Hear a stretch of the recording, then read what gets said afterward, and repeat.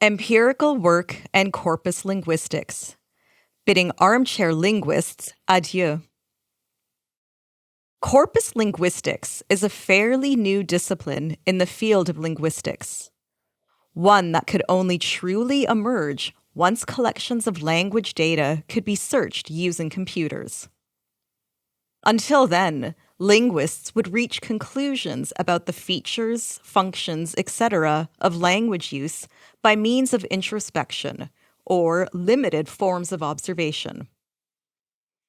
Charles Fillmore, an expert on grammar and semantics, coined the term armchair linguist to describe a person who relied on this approach, and caricatured an armchair linguist as follows. He sits in a deep, soft, comfortable armchair with his eyes closed and his hands clasped behind his head. Once in a while, he opens his eyes, sits up abruptly shouting, "Wow, what a neat fact!" grabs his pencil and writes something down. Then he paces around for a few hours in the excitement of having come still closer to knowing what language is really like. The first corpus linguists, in contrast, focused mostly on the size of their language data collections and less on using the corpus to understand what language is really like. Fillmore came up with the following caricature of a corpus linguist.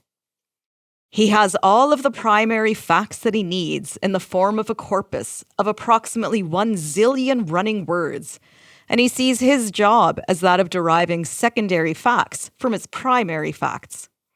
At the moment, he is busy determining the relative frequencies of the 11 parts of speech as the first word of a sentence versus as the second word of a sentence.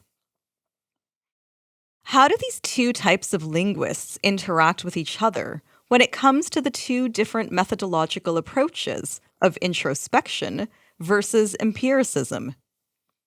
Here too, Fillmore had an answer. These two don't speak to each other very often, but when they do, the corpus linguist says to the armchair linguist, "Why should I think that what you tell me is true?"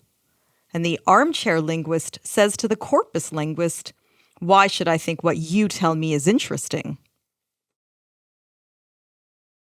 Corpus linguistics also has two approaches for working with corpora.